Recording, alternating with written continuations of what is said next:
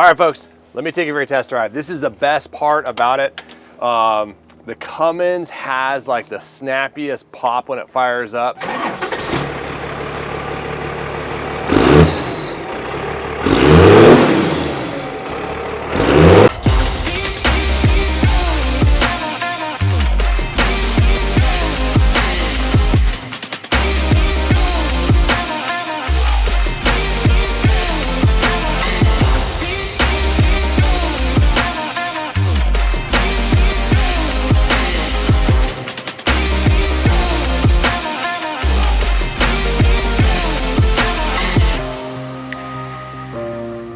Hey folks, welcome back to another vlog. Ryan Wilson here, Predator Inc.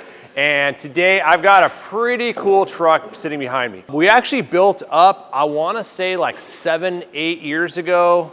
Actually a little bit more, probably closer to 10 years ago. So a local guy up in LA, and we built this truck up for him. It was his family truck and drove all over the country with it. An amazing build, but what's pretty cool about it is besides it being a 99 wagon, it has the 12-valve Cummins conversion in there. So we did that quite a few years ago. One of the things that I didn't like about the Cummins was the original 480 transmission or the Dodge, I think it's a 54R something or other transmission behind it. Both of them just can't handle the torque out of the Cummins, but an Allison can.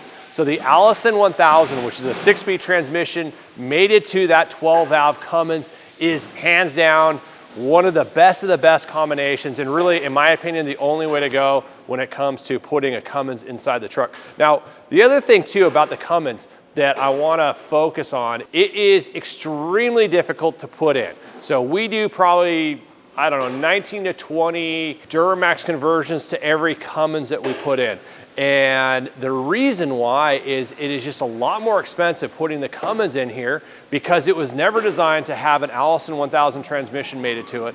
It wasn't designed to fit in this truck at all. It's way too tall, way too long because it's an inline 6-cylinder engine. So those cylinders are all standing upright like this versus a V8 design with the Duramax. So now you have a shorter engine. It's also a little bit wider, actually a lot wider, and a lot shorter too. So overall height is lower. It fits in here a lot better. This truck was designed to have a V8 engine in there, so it fits very well where the Cummins does not. So there's a lot of modifications to make it work in here and make it work properly, which we've done on this truck. But one of the big advantages is driving this truck if you're gonna be utilizing this truck in an area where you can't get service. This engine is probably the best way to go. And the reason for that is there's only 3 wires to integrate this engine into the H1 Hummer. Very simple when it comes to electronics, where the Duramax is a lot more complicated. There's computer programming involved, a lot of it, that monitors the functions of the Duramax engine, but there's also sensors that could go out. When those go out, it's a possibility it could put you into a limp mode. Limp mode is gonna remove a lot of power, completely inhibit drivability out of the truck. And if you're in an area, let's say you're in Africa, for example, that could be a problem, especially looking for service work on these trucks, where a Cummins, like what's in here, is very simple to work on. It pretty much just needs air and fuel and it's gonna go. And the other advantage too is if you ever had something that failed with the Cummins, there's a high probability you're gonna find another Cummins engine out there in a van or a pickup truck that you could grab the parts off of there, purchase the vehicle if you had to, fix the truck, and you're back underway. So we do have a couple customers in Africa. Great way to go unless you have service in that area for the Duramax. Then the fit is a little bit easier to go in here, but again, this is probably, I should say this is one of the best combinations out there with the Cummins as well as the Allison 1000 transmission. So this truck has 135,000 miles on it, of which 60,000 are on this drivetrain after the conversion. And that's just a testament to how reliable this truck is and how reliable that engine combination is in here. Now getting into like the original engine, 6.5 turbo diesel, I kind of regard it as a 100,000 mile motor. When it hits about 100,000 miles, that's where I'm looking for problems. I feel they're fairly reliable up until that point. So with this powertrain combination, and specifically the 12-valve Cummins engine, it is it's a million-mile motor without any issues at all. And I keep on going back to 12 valve. There's a 12 valve, a 24 valve. It's got a little bit more complicated. There's more electronics that go onto it.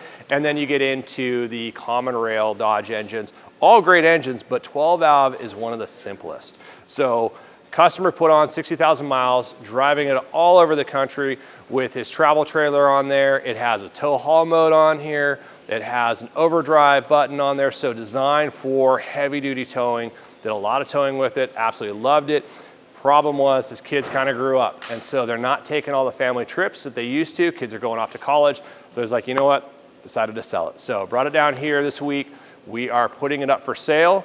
But first, let's go through the whole truck because it has a lot of history with us, and I want to show off kind of all the cool features to it, specifically the Cummins 12 valve engine in here. So let me pop the hood open for you.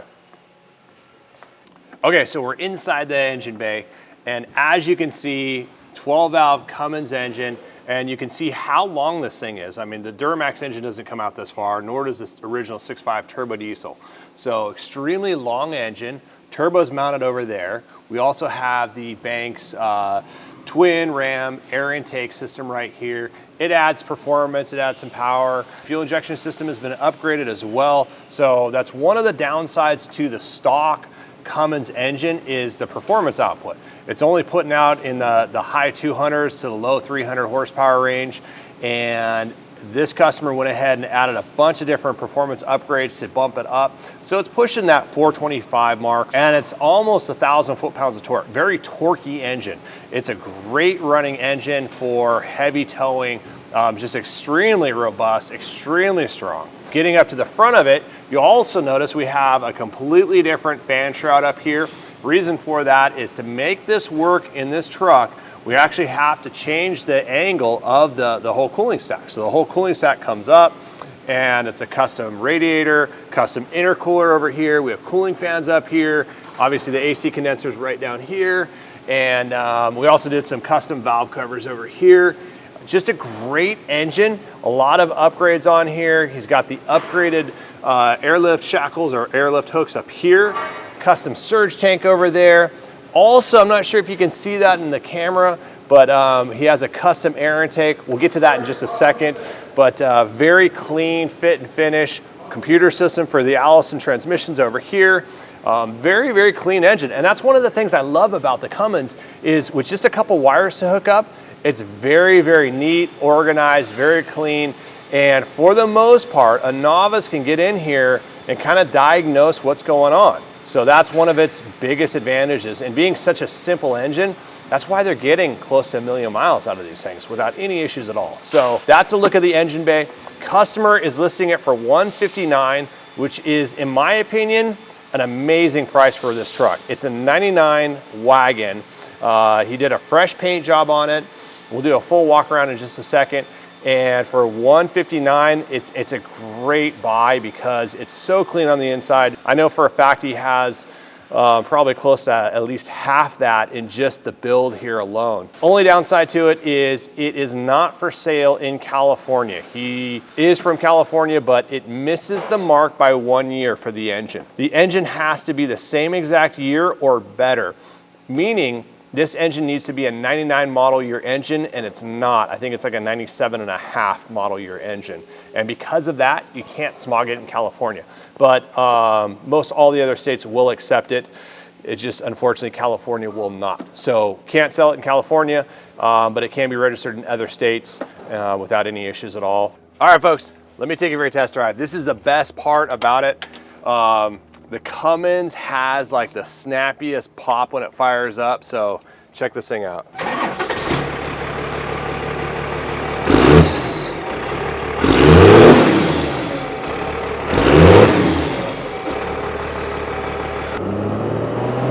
Full torque just kicking in.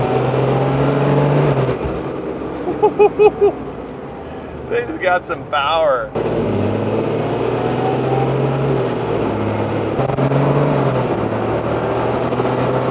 Okay, so back on the front of the truck, as I'd mentioned, full repaint of the truck. It was the Mesa Dusk originally, had it repainted in Mesa Dusk, so it has a fresh paint job on it, looks really clean, just a great everyday driver. Coming up to the front, we've got the Warren factory winch on here. And one thing to note about that Warren winch, it's not just a normal 12,000 pound winch, it's their industrial line. So you go from a price of like, let's say a 12,000 pound winch, anywhere from like $800 to maybe $1,500. That winch right there is almost $3,500 if you're gonna buy it new. So really nice industrial grade winch. It doesn't overheat. I mean, it's made for heavy duty, 100% continuous load on there. Just an amazing winch. Factory brush guard, which is really nice. I mean, there's no denying this brush guard has a much better look than the original factory brush guard, which was again, very similar to this, just a smaller tube that kind of wrapped around here, but they upgraded it with larger diameter tubing. It has kind of this push bar design up here, and then it has this little kind of bull bar or whatever you call it, another additional bar up there. We've got our carbon hood scoop up here. Got airlift hooks up here. These are upgraded. One of the biggest things to note is it has our full roof rack on here. So this is our 10-foot search and rescue roof rack, full length roof rack from front to back. It also angles out a little bit. So if you look at these bars here, they angle out a little bit from the mount here. Reason for that is it gives you a little bit more room up there. It also has a very low profile design. So most cases you can get into garages. This adds about, I don't know, 5.5, 6 inches of added height. Not a lot of added height to the truck. That's the design of it. So you can get into garages. Some of the original roof racks that we designed years ago, like a basket style roof rack, comes up a lot higher. So that's a huge advantage here. One of the other biggest advantages with this roof rack is the foot design. So these things are hand built in-house, and the feet mount onto structural parts of the roof. So we have one right here. Then you have a mount for the roof right in this area right here. This one misses it slightly. It's right about here. And then going on your way back, you have another big structural support mount back there.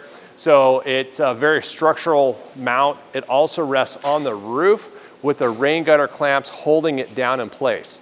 Now there's some other designs out there that mount onto the rain gutter itself, and the full load is resting on this thin metal.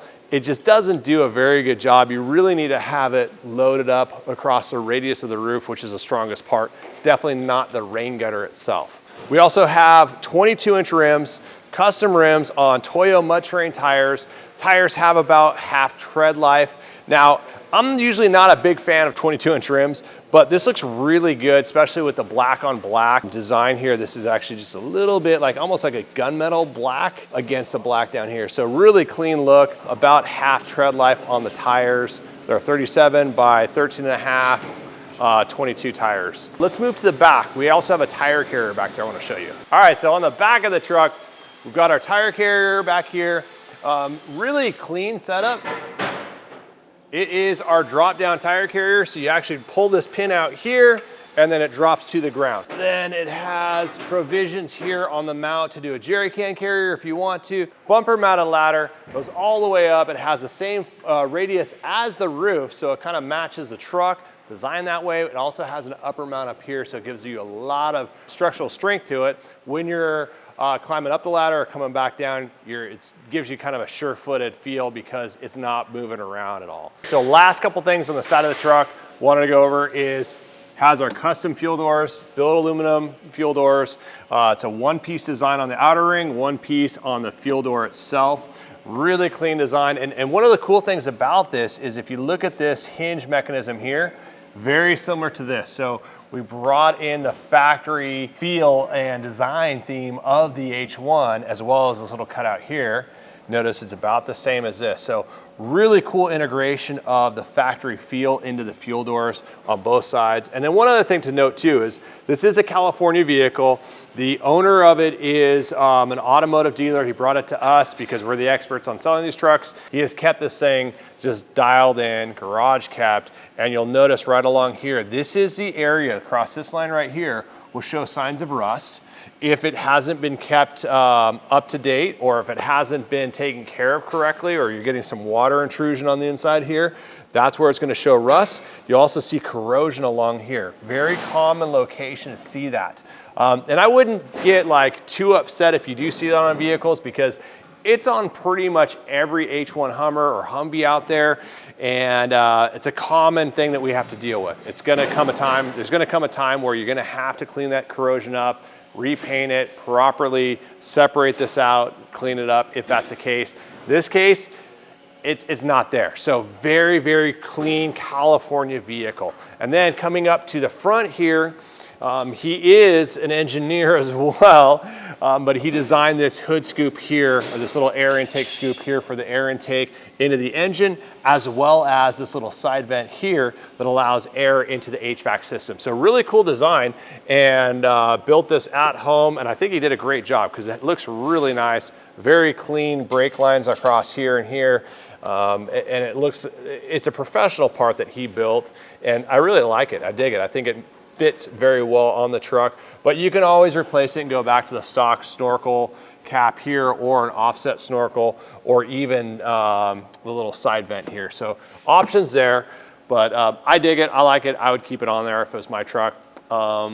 Let's go ahead and jump inside the truck. Okay, so inside the truck, very straightforward, very clean, very factory truck.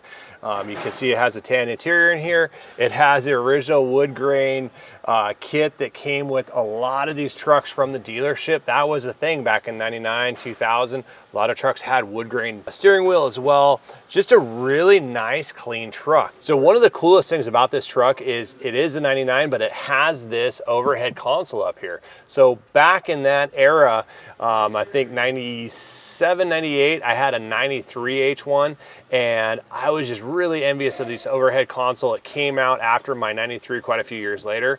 With this overhead console, it gives you a lot of options as far as like mounting different switches up here. You can put a CB radio, a VHF radio up there if you wanted to, additional light switches, kind of opens up a lot of options. Now, all this area on the back half over here is open. Up here you have a little, the Monsoon stereo system. Now the Monsoon stereo system is an upgraded stereo system back then. Now there's, you know, newer technology out there, and obviously one of them being a CD changer. It does have the 6-disc CD changer, which is factory. I think that's pretty cool, but not too many people have CDs anymore. So that you can upgrade that. We have done quite a few different kits where we typically will take the HVAC system over here, relocate it up here on a nice piece of billet aluminum that's powder coated black that matches the rest of this interior panel or interior trim, and then put a full-size stereo system head unit over here. Integrates really nicely into this location with another piece of billet aluminum that's cut out, powder coated black, so it again matches this textured finish on the dash here. And then one of the other really cool things about this truck is it was thought out extremely well. It was designed to tow a trailer, a travel trailer, all around the country for him. He has a full gauge set right over here that has exhaust temp. It has the turbo boost pressure, transmission temp, as well as the engine oil temperature. So all of that is laid out on one side of the gauge pod here. And this other side, it has the trailer brake controller. And then coming down from there, you have a tow haul mode, and then an overdrive switch, which locks out 6th gear. So it only goes 1 through 5 and doesn't allow you to get into 6th gear. So really nice laid out system here where you can look over here and you know exactly where it's at. It makes sense. You don't have gauges and switches kind of like intermingling, just nicely laid out. And it has a very stock and factory look to it. And then one other feature that's pretty cool is in the back here, it has a center console seat in the center, so you can put 2 more additional people in here for a total of 6. I know when my kids were younger, they loved sitting in this back seat bench here. Truck is for sale for $159,000. Again, I think that's a really good price for it. I have a feeling that it's gonna sell very quickly. The Cummins are in high demand, especially mated to the Allison 1000 transmission, which is literally like everything to that conversion. Because without that, you're not gonna be transferring the power to the ground. Yes, you'll have a Cummins in there, but without the Allison, you can't easily, or you can't correctly transfer that power to the rear end. Unless you go through like a 480 built, even then, it's a 4-speed versus a 6-speed. and it's still not rated to handle that type of torque. So it can handle the horsepower, no problem, but the torque at in excess of 1,000 foot-pounds of torque just eats these things up. So that's where the Allison 1000 was designed to handle it and do a very, very good job with it. So again, I think it's gonna go very quickly. So make sure you shoot us a call if you have any questions on it. And also make sure you like and subscribe down below, and we'll see you guys soon.